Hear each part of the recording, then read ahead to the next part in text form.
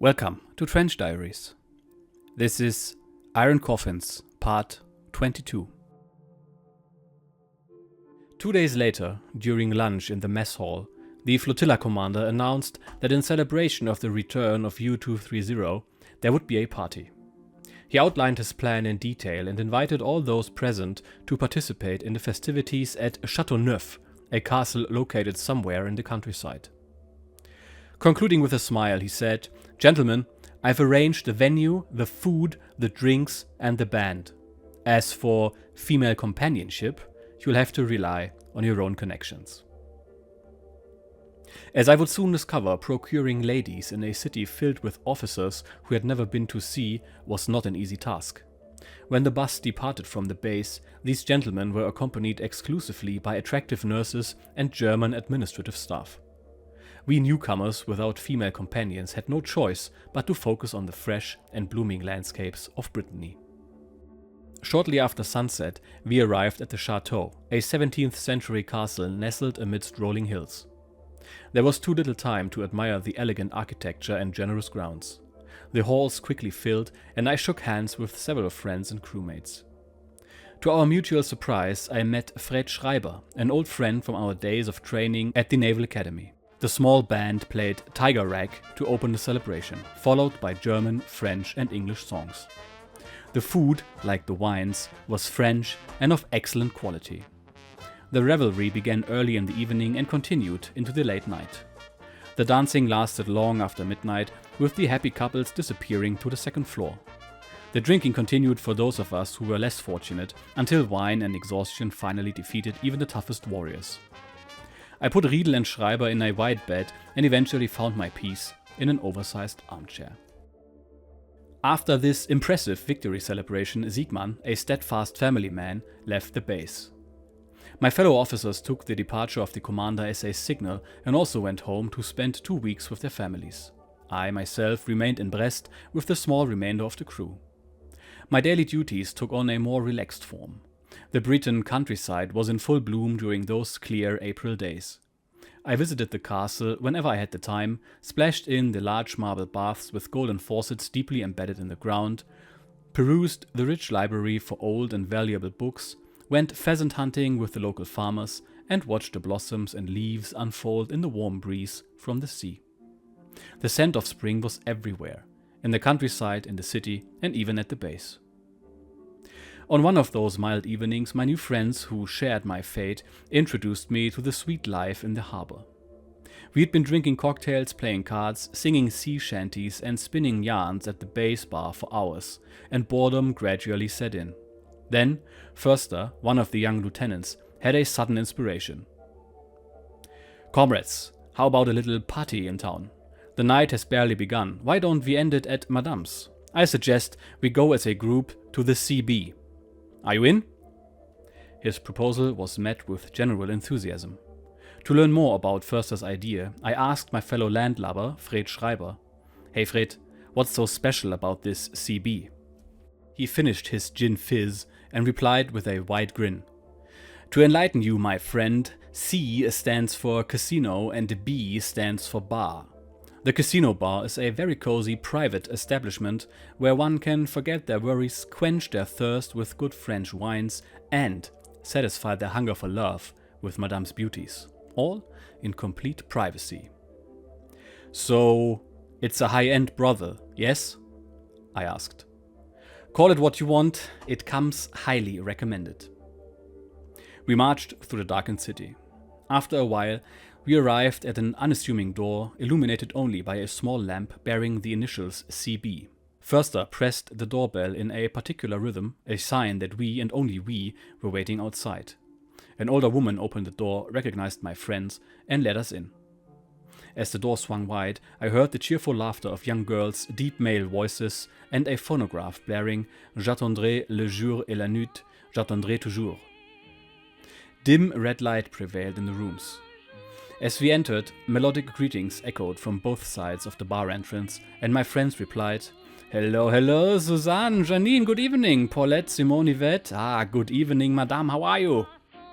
Approximately a dozen beautiful girls welcomed us with what was likely feigned joy. Madame was a delicate, fragile woman in her 30s with full black hair. Fred caught me staring at her and advised, "Hands off, Madame. Don't touch her, it's against the rules. No one has had the luck or privilege of winning Madame's heart. So, I think you'd better focus on the girls." Madame's girls, all just a little over 20 years old, were outnumbered by the men, especially when our officer comrades from the first flotilla abducted some of them. After the general welcoming frenzy subsided, the newcomers were welcomed according to the house's custom. I received a dignified kiss from Madame. Joy and merriment unfolded without special prompting. Champagne bubbled in the glasses and the girls radiated in our arms. We danced to the gentle sounds of the gramophone, sipped the frothy wine, and kissed the willing creatures as if we had never kissed before and would never have the opportunity again. As the evening turned into night, our songs became more exuberant, our laughter louder, and the girls more enchanting with each passing hour. We consumed more and more champagne, and soon our inhibitions, and the girls' silken lace, fell. I danced with Janine through half the night, wondering when I could spirit her away from the party. However, the main attraction of the establishment would be postponed until a very different kind of performance had set the stage for it. Ballard, the senior officer from one of the older boats, demanded without hesitation, "Madame, why don't you show us one of those fantastic films?" "But messieurs," Madame protested, "isn't it too late for such a show? The girls haven't given their best performance yet." "That can wait," Ballard contradicted. "The night has only just begun and we've been at sea for far too long, forgetting much about love. Madame, we need a refresher course." Yielding to the general pressure, Madame sighed, "Très bien. I understand your desires all too well, like any mother. I have a good heart." I put my arm around Janine's slender waist, grabbed a new bottle of champagne, and followed the group into a room on the second floor. The lights were dimmed, the projector began to hum, and the film started. I must confess that the next hour was quite enlightening. The film taught us that love without art was like a race car without a driver. Janine was the first to receive the benefits of this lesson.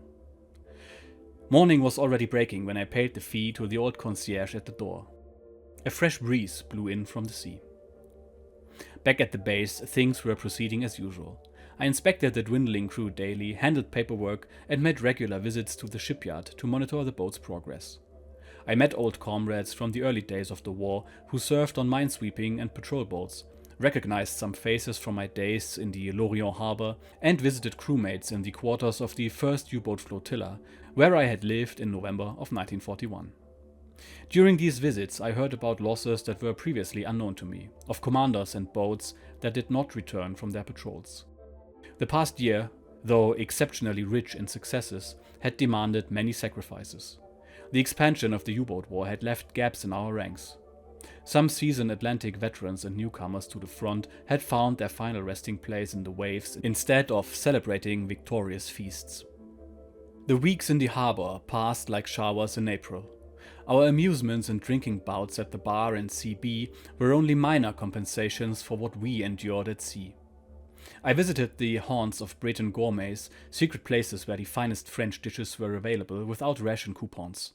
I enjoyed unforgettable lobster meals at the Seekommandant, a German restaurant in Brest, and I spent peaceful evenings by the fireplace in our countryside castle. Then there were the nights at the casino bar with Janine, during which we detached ourselves from the war and its harsh duties. But there were also those quiet hours in the solitude of my room at the base when I reflected on the fact that the Battle of the Atlantic was far from won. The images of the destruction we had caused appeared vividly in my mind. The barking explosions of torpedoes, the shrill depth charges, and the thunderous aerial bombs echoed loudly in my ears. These were the hours when I realized how much the war had changed since 1941. It had entered a new phase. Moreover, the front had dangerously approached the coast. It began where the sky and the sea met in the west, at the horizon reachable in 2 hours at half speed. That was the line between war and peace. Our chief engineer Friedrich returned from his vacation in mid-April. I saw him proudly enter the officers' mess during dinner with his jet-black, well-trimmed goatee. I approached him amusedly. "Hello, old sailor. How was the reception at home?" With cheers and fanfare, you see, the beard is still here. The kids had a blast with it, so I've let it continue growing. He reported losing a lot of time on trains and with relatives and confessed that he was glad to be back in Brest. I briefed him on the status of the work on our boat and gave him an overview of the pending repairs, but I was rather discreet about the description of my escapades. However, when the young bachelor Riedel returned from Paris on the evening express, I told him about my riotous life, and I had no difficulty introducing him into the exclusive circle of Madame's favorites. The rest of the vacationers returned in small groups from their scattered families across half of continental Europe. The commander also arrived at the base visibly refreshed. The lines of strain and tension etched into his face by our last operation had disappeared, along with his fiery red Viking beard. Several days of diligent work followed 3 days of leisure. The shipyard had delivered U-230 ready for front service as contracted, and the preparations for the next patrol took only 4 days. My last night in the harbor was calm and contemplative. My thoughts revolved around the impending battles and the fate that all U-boat sailors shared. I tried to concentrate and write my final letters.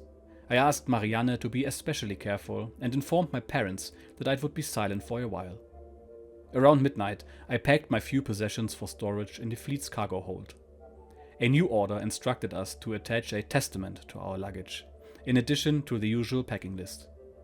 I didn't have much to give away in case I didn't return next time. However, as I signed my last will in the solitude of my room, I felt like I had written off my life.